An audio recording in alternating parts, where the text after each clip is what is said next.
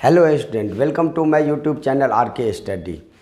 Student, आज मैं आप लोगों को 11th क्लास का फिजिकल एजुकेशन का जो इम्पोर्टेंट क्वेश्चन का अभी सिलसिला चल रहा है, जो लास्ट आपका होने वाला है पार्ट 3।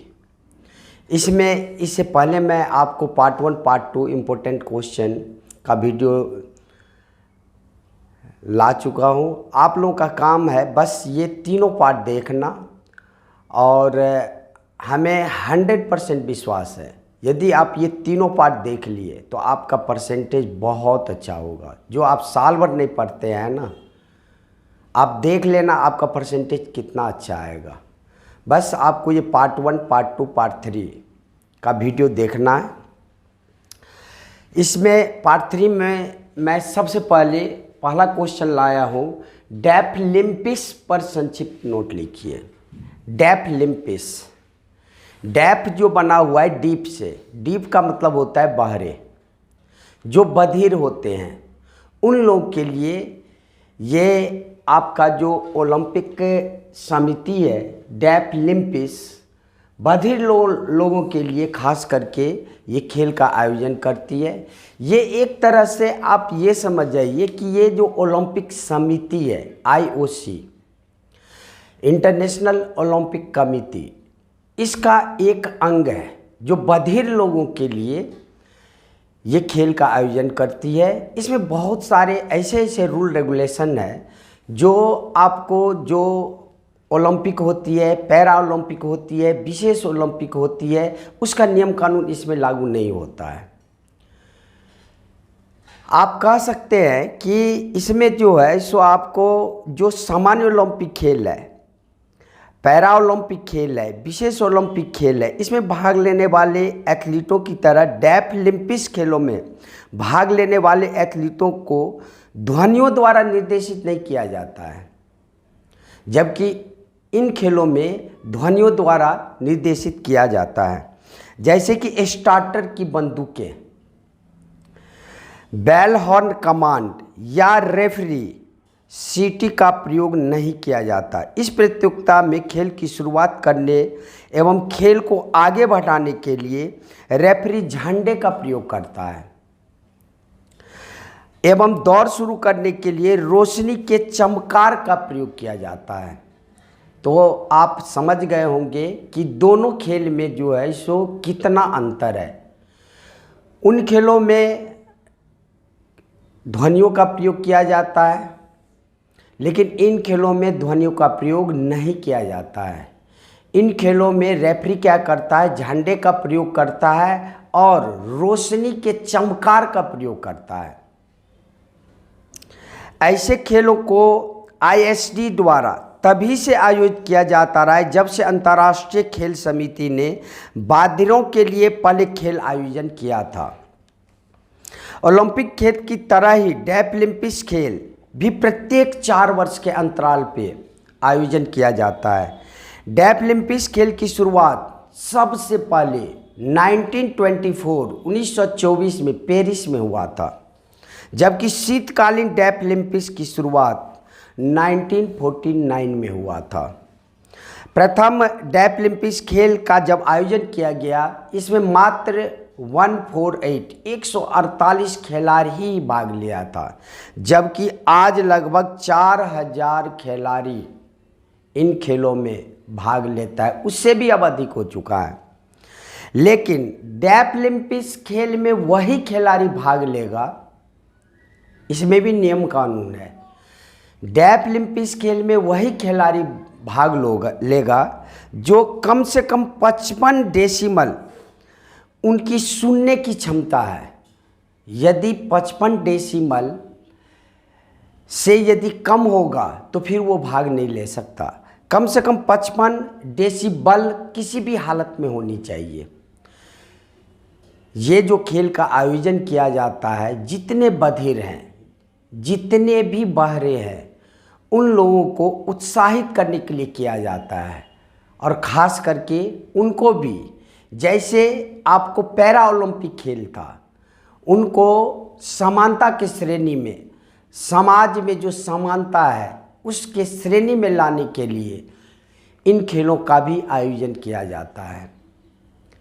तो डेफलिम्पिक्स पे यदि आपको बोलना हो या लिखना हो तो आप इससे ज़्यादा आपको देने की ज़रूरत नहीं है।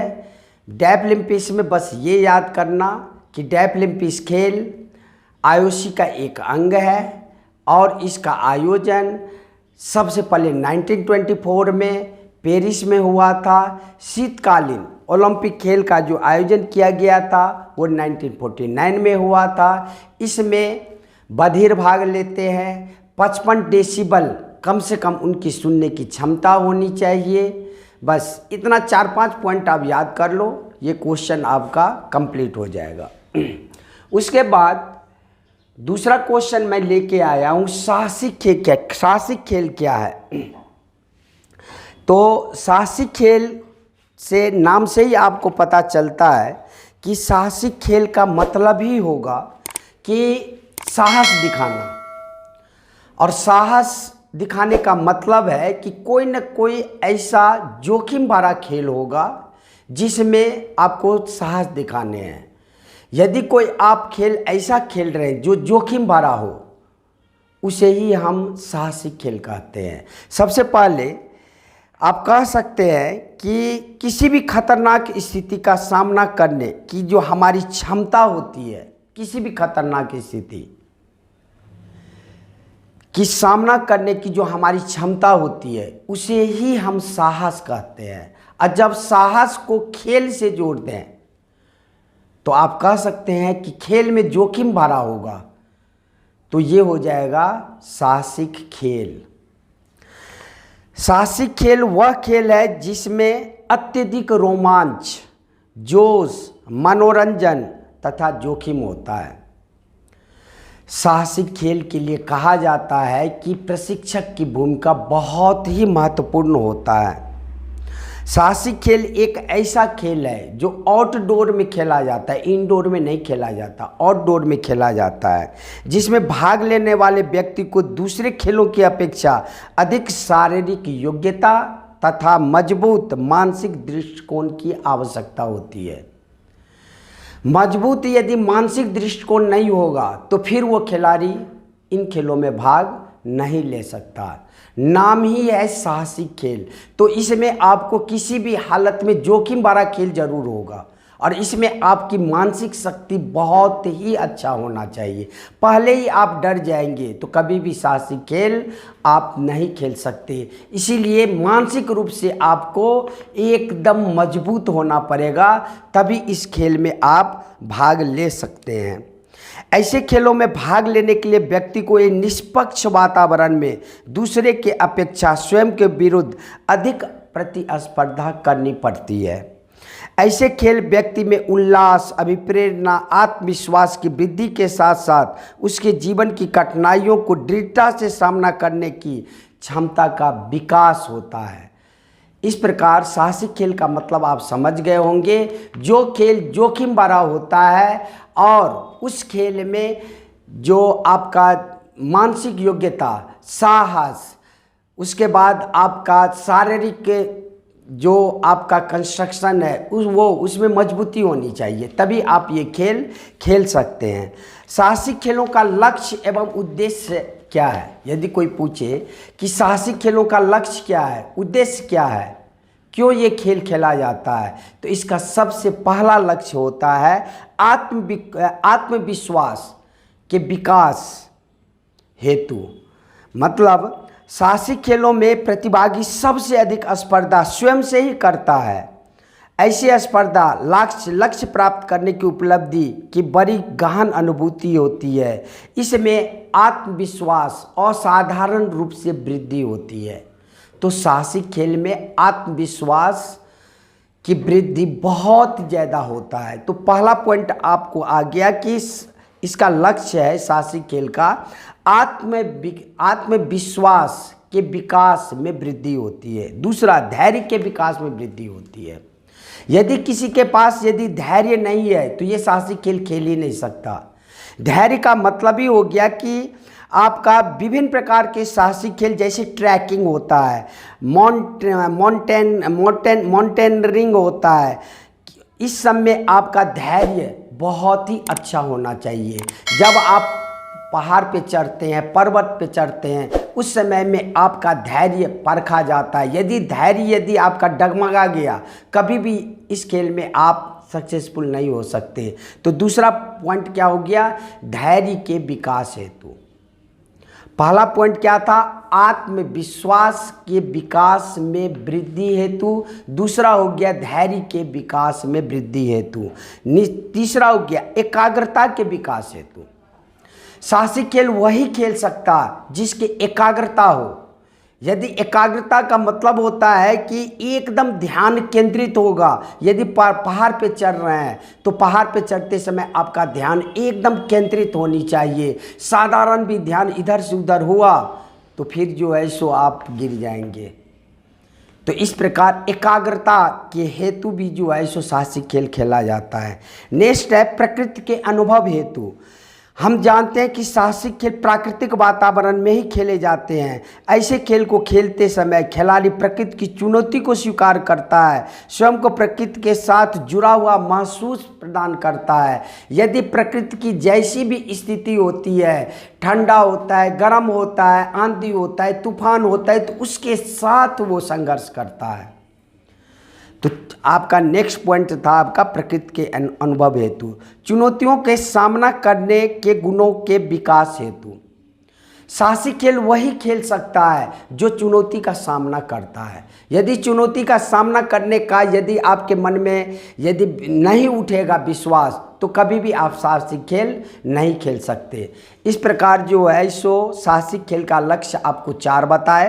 पहला आत्मविश्वास के विकास में वृद्धि हेतु, धैर्य के विकास हेतु, एकाग्रता के विकास हेतु, प्रकृति के अनुभव हेतु, चुनौतियों का सामना करने के गुणों के विकास हेतु।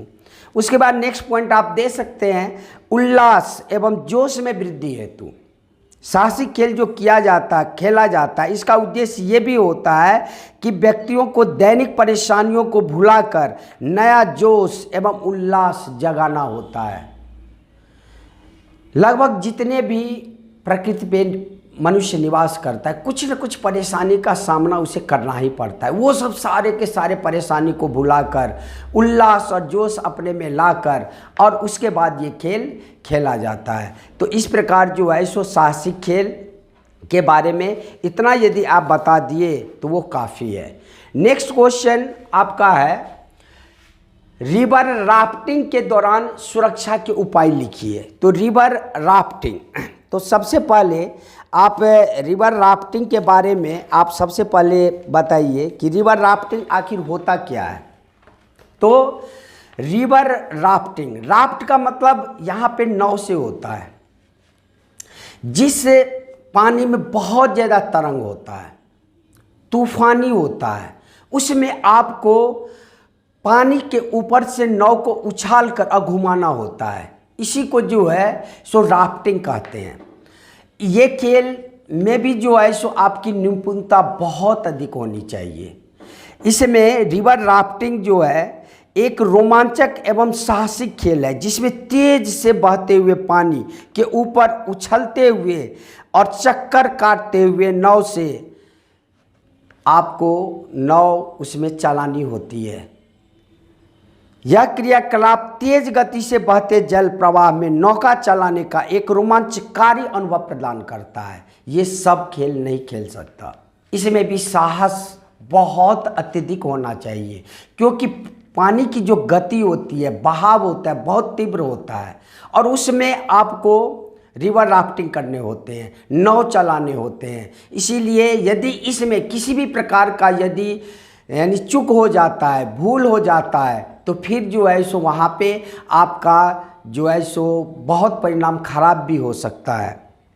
रिवर राफ्टिंग जो है सो बहुत प्रकार का होता है। सबसे पहले राफ्टिंग फर्स्ट जो होता है, ग्रेट फर्स्ट रैपिड, इस श्रेणी में क्या होता है, जल का बहाव बहुत आसान होता है और इसमें उतना जोखिम नहीं होता है। लेकिन ग्रेड 2 रैपिड जो होता है, इसमें जल कि थोड़ी अशांत लहरों के साथ कुछ चट्टानें भी हो सकती है। इसमें थोड़े से कौशल और अनुभव की आवश्यकता पड़ती है। उसके बाद ग्रेड 3 रैपिड जो होता है, इसमें तो लहरों में राफ्टिंग के लिए आपको चप्पू चलाने के लिए बहुत दक्षता की आवश्यकता होती है, क्योंकि इसमें कठिन कठिन मुहाने आते हैं, जिसके कारण आपको जो है सो परेशानी का सामना करना पड़ सकता है। इसी प्रकार ग्रेड 4 रैपिड जो होती है, इसमें जैसे जैसे आपका ग्रेड बढ़ता जाता है तो रिवर राफ्टिंग भी जो है सो आपको बहुत कठिन होता जाता है। इसमें जो है सो 4 में जो है सो क्या होता है, इसमें चट्टानें आ सकती है। चट्टानों से आपको बचते हुए रिवर राफ्टिंग करना पड़ता है। ग्रेड 5 जो होता है रैपिड, इस श्रेणी में बड़ी बड़ी लहरों के साथ बड़ी बड़ी चट्टानें भी होती है। इसमें धारा का प्रवाह बहुत अत्यधिक होता है। इसमें भी जो है सो आपको राफ्टिंग करना बहुत ही कौशल की आवश्यकता होती है, साहस की आवश्यकता होती है। उसके बाद रिवर राफ्टिंग संबंधी सुरक्षा का उपाय बताया गया है।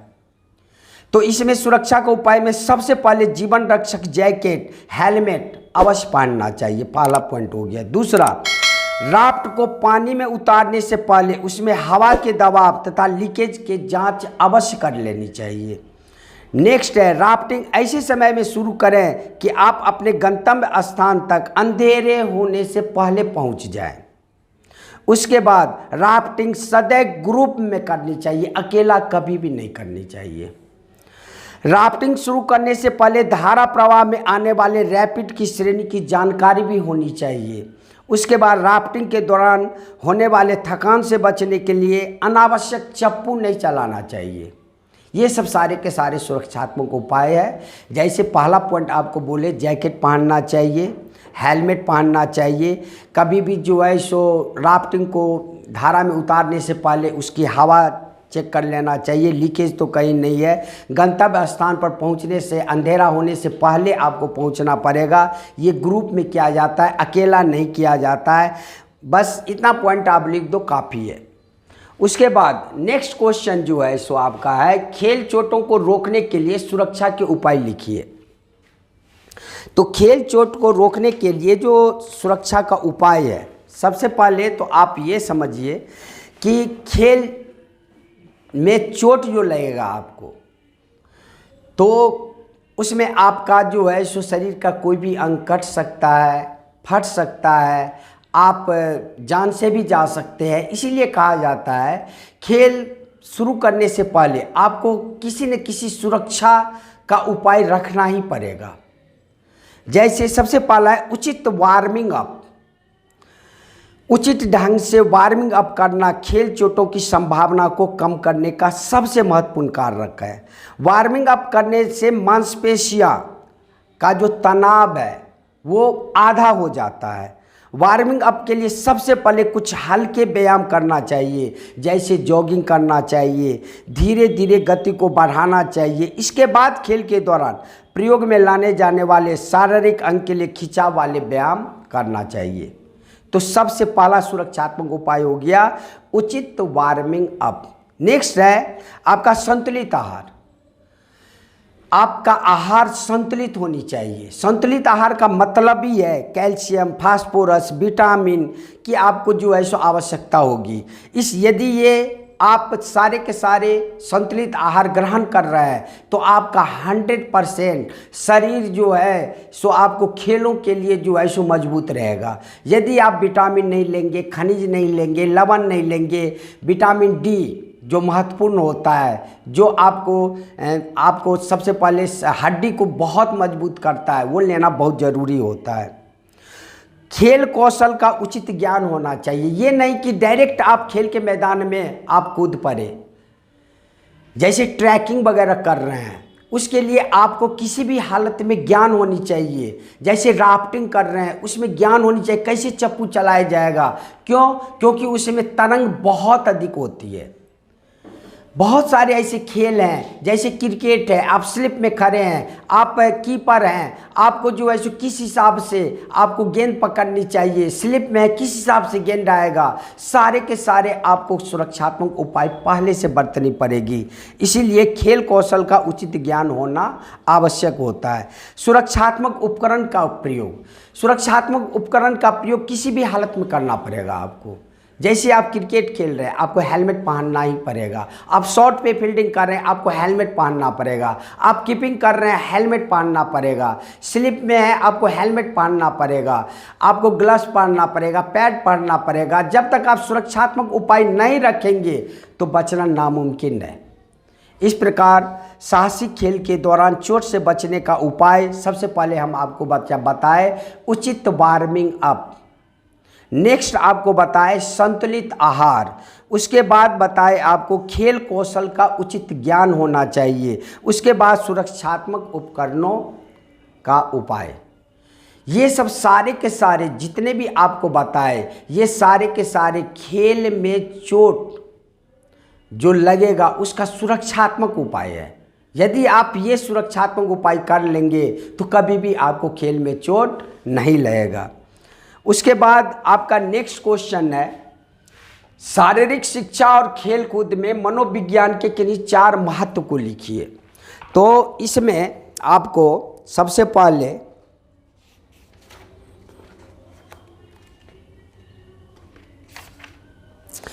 मनोविज्ञान, मनोविज्ञान का मतलब क्या होता है पहले ये आप बताइए। सबसे पहले मनोविज्ञान को इंग्लिश में हम कहते हैं साइकोलॉजी। साइके का शाब्दिक अर्थ होता है मन तथा लोगस का शाब्दिक अर्थ होता है विज्ञान। दोनों मिलकर जो है साइकोलॉजी, ये दोनों जब मिलता है तब होता है मन का विज्ञान। तो मनोविज्ञान जो शब्द आया, ये खास करके ये शब्द आया है आपके व्यवहार को देखते हुए। प्रशिक्षक क्या करते हैं, उस खेल को बदलने की कोशिश करते हैं। आपको व्यवहार को देखता है कि किस हिसाब से ये मुड़ता है, झुकता है, किस हिसाब से वो बल्ला चलाता है, किस हिसाब से राफ्टिंग करता है, किस हिसाब से ट्रैकिंग करता है। वो आपके व्यवहार को देखते हुए वो क्या करता है, उसमें चेंजिंग करने की कोशिश करता है। प्रशिक्षक के लिए मेन है मनोविज्ञान, यानी व्यवहार को देखते हुए वो उसमें चेंजिंग करने की कोशिश करता है। सबसे पहले आप कह सकते हैं कि मनोविज्ञान शब्द जो आया वो खास करके जो आया वो प्रशिक्षक जो है सो खिलाड़ियों को देखते हुए, उसके व्यवहार को देखते हुए, उसके चाल चलन को देखते हुए और उस हिसाब से उसको क्या करते हैं, ट्रेंड करने का प्रयास करते हैं। जैसे आप साइकोलॉजिस्ट के पास आप जाएंगे, आप जो वार्तालाप करेंगे तो आपको सबसे पहले वार्तालाप से देखते हुए वे समझ जाएगा कि ये किस प्रकार का आदमी है, इसकी क्या प्रॉब्लम है, क्या समस्याएं हैं। यदि कोई दिमाग से नर्वस होता है तो हम साइकोलॉजिस्ट के पास जाते हैं। इसका कारण क्या है, वो आपको परख लेगा, आपके व्यवहार से, आपको बोलने से, आपके चाल चलन से देखकर वो परख लेता है कि इसमें क्या बीमारी है, और वो उस हिसाब से फिर उसको क्या करता है, प्रशिक्षित करने की कोशिश करता है और उसको ठीक करने का प्रयास करता है। खेल मनोविज्ञान का महत्व जो है आपका क्या है, तो सबसे पहला व्यवहार को समझने में सहायक होता है। यदि आप मनोविज्ञानी हैं तो आप सबसे पहला आपका काम होगा कि सामने वाले को देख के, उसके व्यवहार को देखते हुए तुरंत आप समझ जाएंगे कि ये किस प्रकार का प्रॉब्लम इसमें है। फिर उसको क्या करता है, वो उसको सकारात्मक परिवर्तन करने की कोशिश करता है। संवेग पर नियंत्रण में ये सहायक होता है। संवेग पे नियंत्रण, संवेग पे नियंत्रण का मतलब है जैसे आप बहुत जल्दी क्रोधित हो जाते हैं, झल्लाहट होता है, नकारात्मक सोच होता है, ये सब सारे साइकोलॉजिस्ट क्या करते हैं, उसको नियंत्रण करने की कोशिश करते हैं कि कभी भी जो है सो खेल में या एग्जामिनेशन में या किसी भी प्रकार जो आप कार्य करते हैं उसमें आपको किसी भी नकारात्मक सोच नहीं होनी चाहिए, झल्लाहट नहीं होनी चाहिए, क्रोध नहीं आना चाहिए। उस सब पर नियंत्रण करने की ये लोग कोशिश करते हैं मनोविज्ञानी। उसके बाद खिलाड़ियों को मानसिक रूप से तैयार करता है। खिलाड़ियों को मानसिक रूप से तैयार करने का मतलब ही है, साइकोलॉजिस्ट है, मनोविज्ञानी है, वो क्या करते हैं, वो जो है सो आपको खिलाड़ियों को मानसिक रूप से तैयार करता है कि आप यदि इस हिसाब से ये कार्य करोगे तो आप बेहतर से बेहतर परफॉर्मेंस करोगे। आप में ये गड़बड़ी है, क्योंकि उसके व्यवहार से उसे पता चल जाता है कि आप यदि बल्ला ही चला रहे हो, बैट चला रहे हो खेल में, तो आप किस हिसाब से चला रहे हो और आपको किस हिसाब से नहीं चलाना चाहिए। तो वो वहाँ पे प्रशिक्षक क्या करते हैं, उसे ट्रेंड करते हैं। जो ट्रेनर होते हैं वो जो है सो उसके मनोविज्ञान से वो क्या उसको जो है सो मारने के तरीके वो देख लेते हैं और उसको सुधारने की वो कोशिश करते हैं। इसीलिए क्रिकेट खेलने से पहले प्रशिक्षक के पास जाया जाता है। उसके व्यवहार, उसकी लचक, उसकी जो है सो चलने का स्टाइल, बैट घुमाने का स्टाइल, सारे के सारे देख लेते हैं और उसके व्यवहार को फिर समझ लेते हैं, फिर उसमें चेंजिंग करने की कोशिश करते हैं। शरीर क्रियात्मक क्षमताओं में बढ़ोतरी के लिए, जैसे मनोविज्ञान और प्रेरणा खिलाड़ियों की शरीर क्रियात्मक क्षमताओं जैसे शक्ति, जैसे गति, लचक आदि की बढ़ोतरी में मुख्य भूमिका अदा करता है। गति कौशलों को सीखने में सहायक करता है। गति कौशल को सीखने के लिए जितनी आवश्यक व्यक्ति की शक्ति, लचक, क्षमता होती है, उतनी आवश्यकता उसकी मानसिक तत्परता, सीखने की इच्छा, उत्सुकता भी होती है। मनोविज्ञान तत्परता में खेल मनोविज्ञान महत्वपूर्ण भूमिका अदा करता है। खिलाड़ियों की भावनात्मक समस्याओं में भूमिका, खिलाड़ियों की जो भावनात्मक समस्या होती है, जो नेगेटिव सोच होता है, मनोविज्ञानी क्या करते हैं, उसको जो है सो बदलने की कोशिश करते हैं, भावनात्मक समस्या को ख़त्म करने की कोशिश करते हैं। इसीलिए एक खेल मनोविज्ञान का बहुत ही महत्वपूर्ण रोल होता है एक खेल में। उसकी भावनात्मक जो इकाई होती है कि मैं ये खेल खेलूँ, किसी को मान लो आप पढ़ने में मन नहीं लगता है, फिर भी उसे पढ़ाया जाता है, खेल में बहुत मन लगता है, तो साइकोलॉजिस्ट यही करते हैं। जिस फील्ड में आप जाना चाहते हैं, कोई भी फील्ड खराब नहीं होता, कोई भी फील्ड में आप जा सकते हैं, लेकिन उस फील्ड में आप नंबर 1 बनिए। जैसे सचिन तेंदुलकर के बारे में कहा जाता है कि जब वो आपको 14-15 वर्ष की अवस्था में जब खेल की दुनिया में आया था तो 10th क्लास में 2 बार फेल कर चुका था, लेकिन उसके पिताजी उसको परख लिए और परखने के बाद उस हिसाब से उसको खेल में डाल दिए, जिसके कारण आज विश्व में आप कह सकते हैं कि उसका रिकॉर्ड अभी तक कोई नहीं तोड़ पाया, जबकि वो खेल से संन्यास कब ले लिए थे। तो मनोविज्ञान यही जो है सो देखता है कि खिलाड़ियों की व्यवहार कैसा है, खिलाड़ियों की सोच कैसा है, खिलाड़ियों की मानसिक स्थिति कैसा है, और उसको बदलने की वो कोशिश करता है। इस प्रकार आपको मैं खेल विज्ञान में मनोविज्ञान का महत्व के बारे में भी बताया, और ये 5 क्वेश्चन मैं आपको बताया हूँ। पहला, डेफ ओलंपिक्स पर संक्षिप्त नोट लिखिए। साहसिक खेल क्या है, इसका लक्ष्य लिखिए। रिवर राफ्टिंग के दौरान सुरक्षात्मक उपाय लिखिए। खेल चोट को रोकने के लिए सुरक्षात्मक उपाय लिखिए। शारीरिक शिक्षा और खेलकूद में मनोविज्ञान के महत्व को लिखिए।